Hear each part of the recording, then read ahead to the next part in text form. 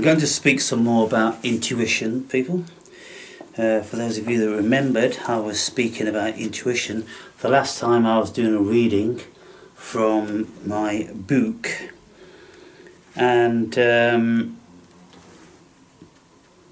I said that intuition, our portal to communicate with God or the higher self or cosmic consciousness. Now, I'm speaking here about when our light is switched on and what that metaphor means. Now, if we look at our sixth sense, by the way, in this book I write down a list of 54 senses. You see, if I was to ask you guys how many senses are there, you would regurgitate what you've been propagandized with. But if we examine how many senses we actually have, then it really is quite an enormous array of senses. And so I wrote down 54 here, which were compiled by somebody who had thought about it long and hard and posted this on the internet. Like all things, when we go on the internet and we look for the answer to something, you will get a answer. Then if you look deeper, you'll get another answer. Then if you look deeper, then you'll get a contradictory answer. Then you look deeper and deeper, you'll get the same answer which we started with. And then you go deeper, you'll get the same answer which was a contradiction. And then you'll get spurs that go off in different directions. And before you know it, you're in a right conundrum, because you'll discover that there are, in actual fact, no definitive answers. Now, if any of you listen to that Deepak Chopra video that I posted under one of my recent videos, then you would see within that he was speaking about when he is speaking with ChatGPT, and he's asking ChatGPT what's the nature of the human being. And then ChatGPT goes on to say, oh well, it is said that, you know, we've evolved from apes, and you know, maybe we have a connection with God, and you know, this, that and the other. But then Deepak Chopra, if he started for instance to contest one of those things, then ChatGPT would go, oh no, you're right. Then contradict itself, and then have an affinity with another perspective or perception. Now you see, this is the thing, and this is why, for those of you that remembered, when I was speaking to Sesame, every time you ask Sesame a question, it is set to a default setting to answer it in the most basic and mundane of ways. Unless you want it to delve deeper. Now, the reason why it's at this default setting is because most people are very unintelligent, and they just believe the first line on Google, and so that's all it tells them, just to keep them happy little slaves. But if you say, no, that isn't correct, there's something vastly deeper, then the chatbot will go, oh, I know what you mean. So are you inferring this, that and the other? And then you mention something about a spiritual perspective or a philosophical perspective, and all these different sorts of things. And then the chatbot will get in line with you and do 180 degree on what it stated was what you ask initially. You ask something, could be anything, any number of things, and it'll reel off something basic, and it'll do it in one line. But then if you say, well, can you elaborate on that? Then it will do it in a few more lines. And then you say, can you give me a deep philosophical perspective? It'll give you a philosophical perspective. Then if you say, okay, give me a spiritual perspective, it will give you a spiritual perspective. So all these perspectives, people, are different. And so where's the truth? This is what I'm saying. So anyway, what I'm saying here is that, you see, I just read a comment on my last video, my latest video, and I'm just going to see what the name of that video is, because I've forgotten. And it's most people just strive for a simple life. Like, most people strive for a simple life, so they're happy with the first line or page on Google. When anybody wants to know anything, if they are the regular automaton of the world, then they'll just look at the first couple of paragraphs on Google, and that's it. It's a done deal. Don't need to investigate anymore. They're happy. They're pigs in shit with their ignorance on what the powers that be have indoctrinated them to think, and just operate in this false construct within that realm. But if you are a thinking person, then you don't accept that. You look for other answers, and you find a whole myriad of them, and that's where lots of ontological issues begin. Ontology is the studies of what it is to be a human being, and so if you really delve into what actually it is to be a human being, then it gets very curious, and you end up in the realm of philosophy and spirituality. So I'm speaking here about when our light is switched on. Let us use a simple illustration to describe what happens when we begin to intuit that God exists. You see, there is a space, people, that we can get into which feels like there's something higher. There's something vastly more intelligent. There's something that knows us, that may have created us, because we ask, where did we come from? We have an answer on the first line of Google that we've evolved from apes, but there's no evidence for that. It's just a hypothesis. And then there's another hypothesis, which is God made us, and there's no evidence for that either. And so if we're thinking people, then we try to find some evidence in some shape or form. And so what I've done on my journey, I've looked at all the intellectual avenues, the spirituality, the philosophy, the science, the biology, the evolutionary ideas, and a billion other things. And I've never been satiated by any of those things. And so I ask myself, well, what do I feel? And then when I say that and I look into that, I enter into a different paradigm. And what I feel is a whole different ball game as to what I'm reading on the first or second page of Google. Now, when you have lots of spiritual or phenomenological experiences, you feel in a very, very strange way. And if you've had experiences of samadhi, which is the Buddhist term for momentary enlightenment, a connection with everything, when your ego goes offline and you are just pure awareness in an incredible world. And it's absolutely incredible because there is no judgment being projected onto it, you see. Nothing has a label, nothing has a name, there's no language pertaining to anything, you just see and you feel. And whenever I've had these samadhis, it's been when I've been out in the summertime, when the weather's been beautiful, the sun's high in the sky, and it's incredible, and everything is green, the birds are singing, and the big fluffy clouds in the sky, and the sun's warm on your body. Well, it's very easy then to slip into a very pleasant state. And when the ego goes offline, it is in actual fact like you are in heaven. So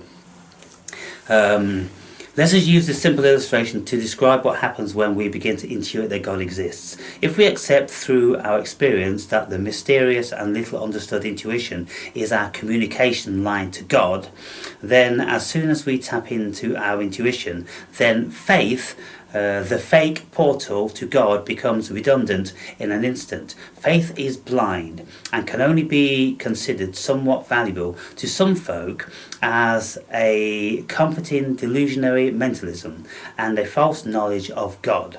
have faith, how believe and believe. Oh, faith is a deeper level of belief, and at the end of the day, it's just belief, people. It isn't knowledge.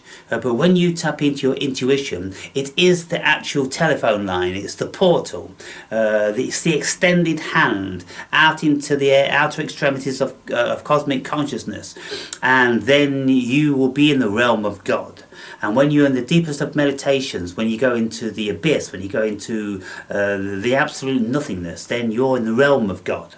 And so from there stems everything, people.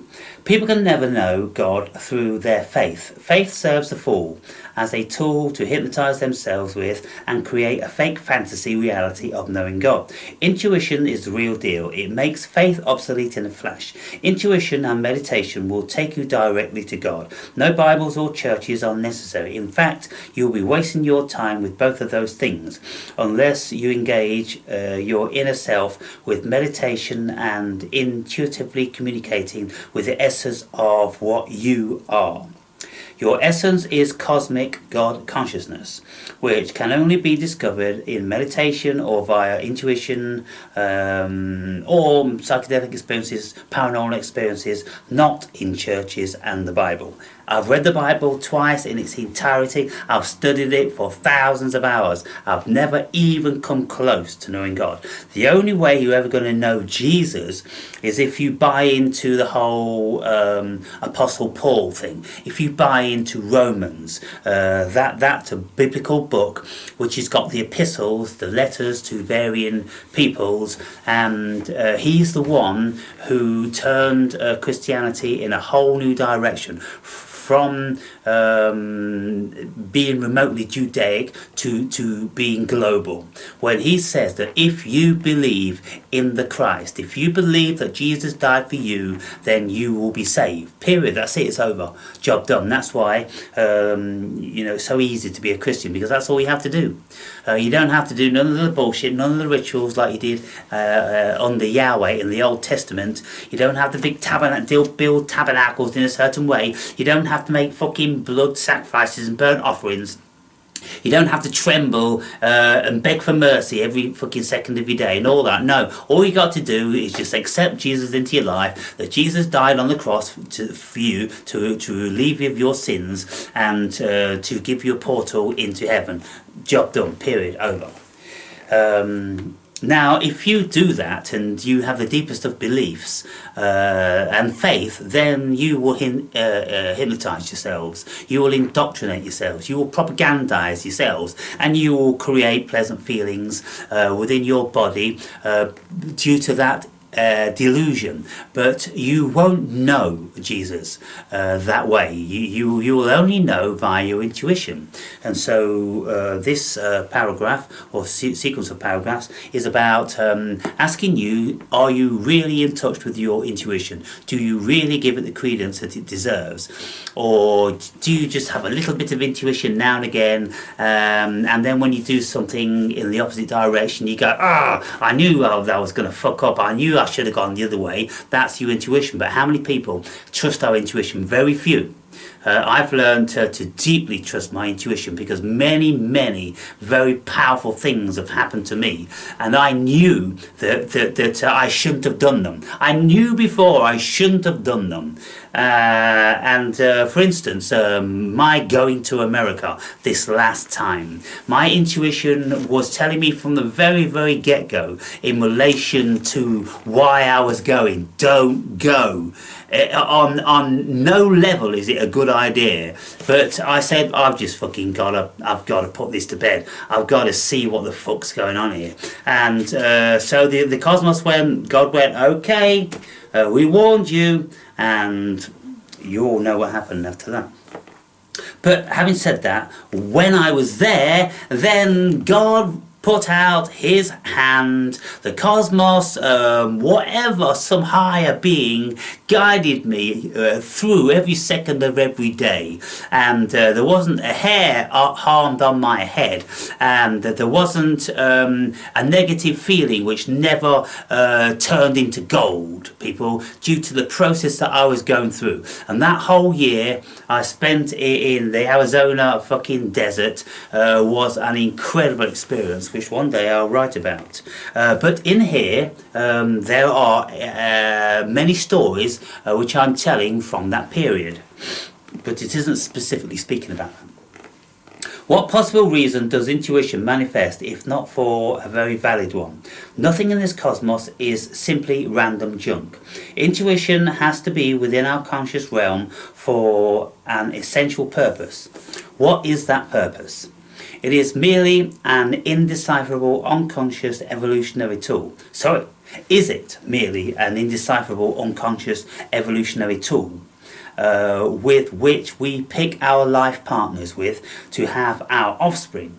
Maybe this is so, at least in part. That sounds very evolutionary wise to me, because making unconscious choices regarding long-term compatibility and stability with partners is better made without involving the ego. You see, if you look at a guy or a girl and it's a whole physical thing, and you know, let's speak about from a guy's perspective. You want this girl that looks great on your arm. She's got the tits, she's got the ass, she's got the looks. Everywhere you go, people are going to think, wow, this guy must be something to have a girl like that. It's all ego.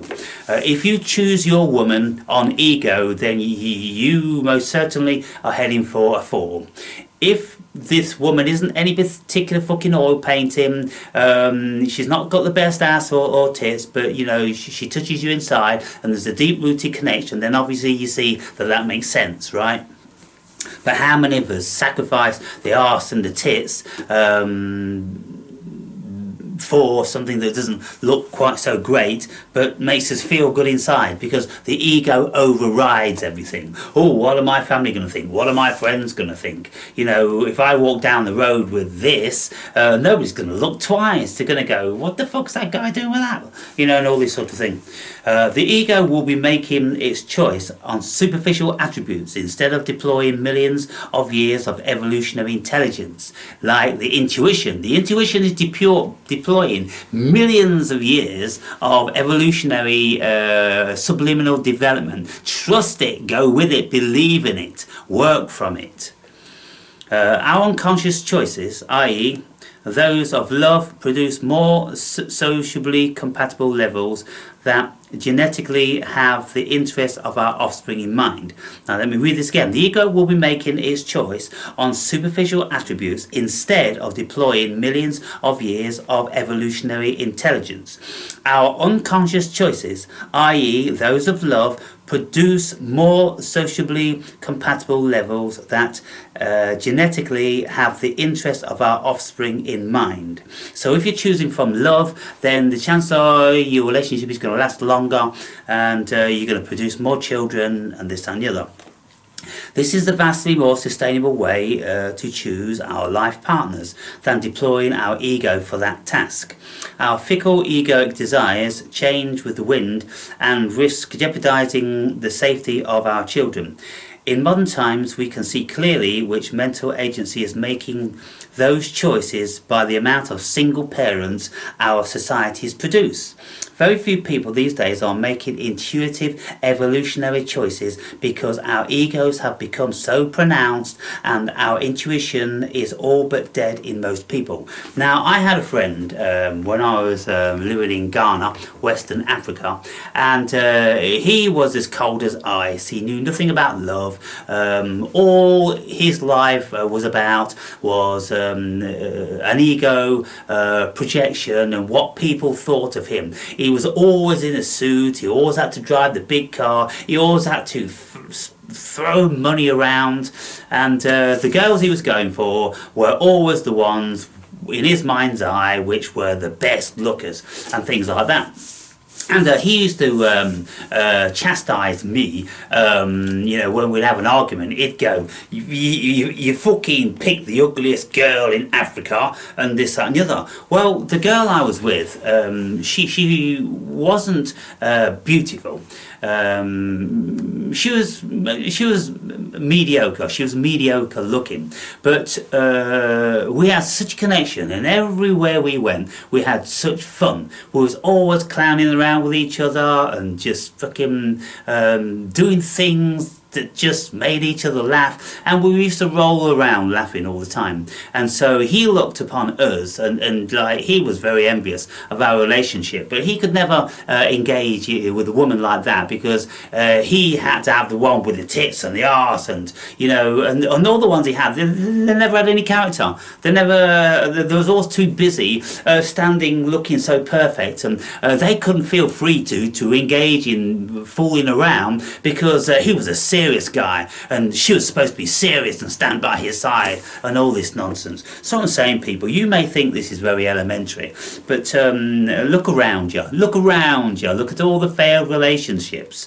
Look at all these people that have to choose this beautiful partner, maybe because they're beautiful, so they've got to get someone that matches their beauty. It's got to be posh or Bex, posh and Bex, otherwise it just won't work, will it? It's got to be Brad Pitt, Angelina Jolie. It wouldn't do if Brad Pitt went with somebody seriously obese and not pretty and this and the other. People would go, what the fuck's wrong with Pitt? It wouldn't work for him, would it? But there's a whole lot more to intuition than the procreation facet to the human longevity. The cosmos understands that the human being has a spiritual existence that it has to provide for us also. As far as I have always been concerned, from the very beginning of my investigation into the nature of God, faith was never going to be of any use to me, because I was never going to throw my intelligence and sixth sense to the wind and live in a mental fantasy world premised on some thought, belief, hope process, with no reality to it whatsoever outside of our imagination. So I, for one, had to use all of my God-given senses and intelligence to look for it, relying on the notion that we have those senses, capabilities, for a very valid reason. Why do we have intuition? Why do we have this sense of something higher? Why, when we are on rock bottom, do we find something that enables us to keep going, to stay alive, and to look at things from a different perspective, and to have hope, this sort of thing. Deploying this method of reasoning encourages us to use our intuitive cognizing facility for its full potential, which is to discover the nature of the cosmos and our creator. So in this book, throughout this book, I am using these words interchangeably, because I believe they are absolutely the same thing. You can call God intuition, you can call it cosmos, you can call it consciousness. These things, we have no idea what they are. And so if you've got no idea what they are, then doesn't it make rational sense that they might just be connected in some way? Or they might very well be the same thing. For instance, if your intuition tells you that there's a God, well, isn't that God? And when you're looking for the God, well, you're looking in the cosmos, aren't you? As a spiritual being, he's another human being in the cosmos. And then scientists tell us that the cosmos is conscious, and quantum physicists tell us it's conscious, and spiritualists tell us it's conscious, and all these different sorts of things, and they don't know what consciousness is, can't find it. And so, we have to feel our way then, don't we? We have to feel. Once our rational cognizing mind doesn't come up with the feasible answers that sit well with us, we may think, like Richard Dawkins, evolution, yeah, that's the thing. It's not great, it's just a hypothesis, it's not been proved, but what else do we have? Religion, fuck religion. Spirituality, fuck spirituality. Because Dawkins is as cold as ice, and he's never had a spiritual thought in his life, he's probably got no intuition at all, he evidently can't have, otherwise he would be doubting his hypothesis. that everything is an evolutionary process, you see. As thinking beings, the spirituality inclined person slips into intuition as a natural course of events when we become awakened, because intuition is the language that awakened people use. When we awaken, we enter a new paradigm of consciousness, where our sixth sense is our sensory apparatus with which we comprehend the supernatural cosmos. When we awaken, people, and our intuition comes massively online, our whole world and our whole perspective changes. Now, this comment on this last video I spoke about, this person said, do you feel as if you are perma-tripping? And I'm assuming it means permanently tripping. And I say, well, life is a trip. I mean, if you look at it from the human perspective, then it's all about chemicals. So what is a trip? A trip is an extended state of consciousness outside of the norm, according to most people. If you trip on acid, you trip on mushrooms, you trip on DMT, then you go outside of the regular state of normal consciousness. But what I will say to you guys is there is no real normal state of consciousness, because when you investigate people and their consciousness, then you'll find that we're all very, very, very different. And so there isn't any real norm, unless you can look at society milling around in their slavery and go, well, that's normal consciousness. But how many of those people are distraught inside and severely anxious and depressed? Some may be elated because they're owning their own businesses and they're earning lots of money. Maybe they're working on Wall Street and they've got all the women, all the cars and all the boats and, you know, our states of consciousness. So are we not all tripping? Are we not tripping are we not having a bad trip if we are depressed? Are we not having a fucking proper awesome trip if we've got the girl and the car and the house and all that sort of thing? Life is a trip, people. Life is a trip. Everything's a trip. Maybe I sound like I'm tripping more than you guys, because I am. Because I'm in multi-dimensional states of consciousness. I can slip in and out of many different states of consciousness, and I have done, using many varieties of entheogen. But even just like an hour ago, I was in the deepest and most profound of beautiful spaces where I'm listening to 432 hertz meditation music, and I come out of that after 50 minutes or an hour and I'm like, that is fucking powerful. It just fucking resets the mind. When you go into this 432 hertz, it resets your mind. So what I've learned to do over the years is, you don't have to sit in meditation to get that reset. You just listen to the music, because the music instantly puts your brain into that groove. So with a meditation, if you're busy and you're stressed and you're anxious and you've got a billion thoughts, then the chances of you getting into that 432 deepest level of meditation is very, very slim. The odd day you might get it for 5 minutes here and there and you go, wow, that was wonderful, and then you're disappointed many other times and this and the other, and it becomes frustrating. But if you put the 432 hertz earphones on and you lie down, then your brain, at the beginning your brain might take a bit of a time to get down to it, but now I've been doing this for years, and within 30 seconds, I'm telling you, I'm in this theta realm, and mostly I'll fall asleep, and I'm in and out of this level of consciousness. I'm from delta, which is full sleep, in theta, and I'm drifting between the two, and it's just like a heavenly bliss, and I'm having different sorts of thoughts, and all different sorts of kind of like dream fragments and all that different sort of thing. And then when I come out of it, I'm absolutely refreshed, and my mind is just still, and I'm ready to go again for the rest of the day.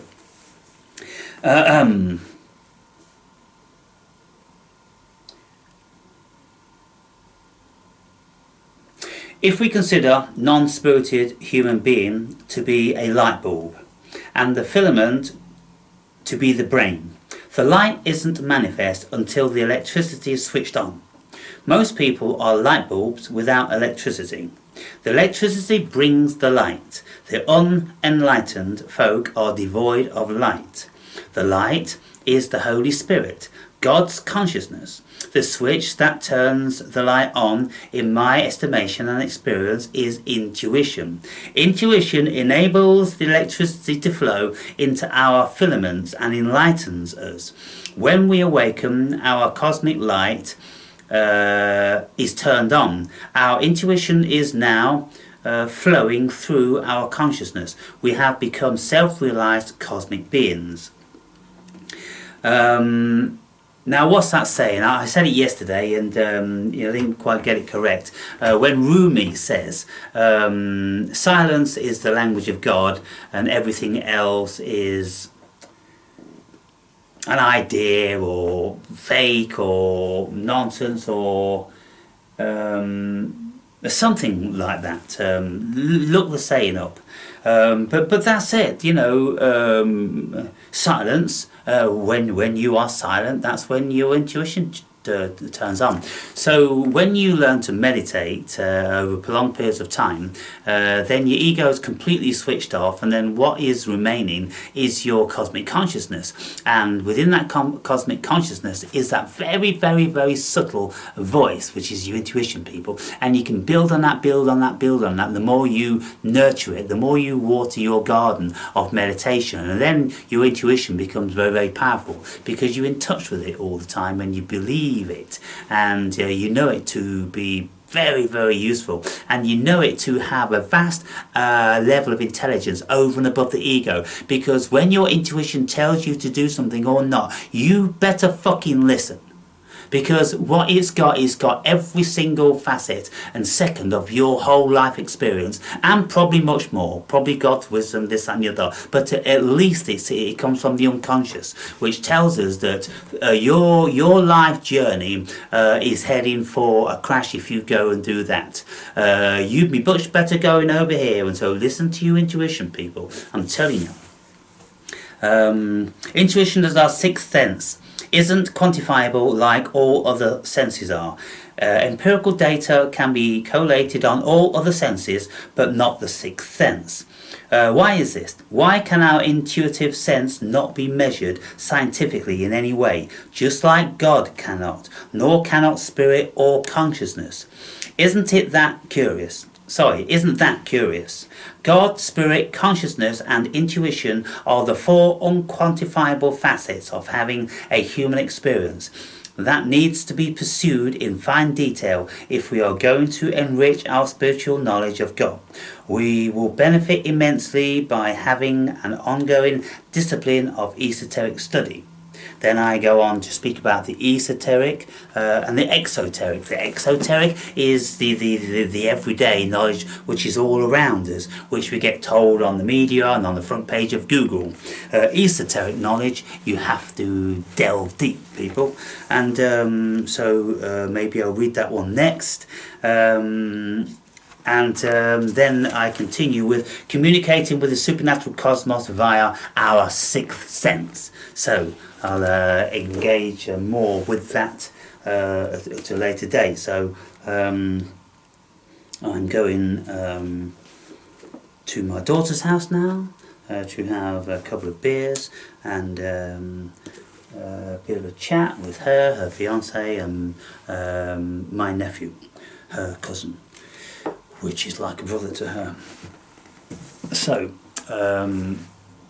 I don't know whether you guys took anything from that, whether you're open to it, you see, or whether you really feel as if you're connected to your intuition. Has your light been turned on? Now, if you say, oh, well, maybe, probably, it's like if people say, like, are you awakened? Oh, I think I'm awakened. Look, when you're awakened, you fucking know you're awakened. When the light switched on, you fucking know your light switched on. When you're enlightened, you fucking know you're enlightened. There's no doubt about it. And so if you've got doubt, then you're not. and all that's going on in your head is things that you've listened to, other people telling you, which Spira maybe, and blah blah blah about, you know, awakening and enlightenment, this and the other. But you're not it. You just gathered up a fucking load of mostly useless information. But if you are going to be awakened, then you're going to need to travel a specific path, and in my estimation, that path involves an awakening catalyst, which is a very deep depression or a very substantial trauma of some description. If you haven't had either of those, then the chances are you're not awake, and you're most certainly not enlightened. Disappointing as that may be, you know, you could say to yourselves, well, what am I going to do? Well, there's one thing that you could do. You could take copious amounts of psychedelics, which would vastly help you on your way. And so there you have it, people. It is what it is, you know.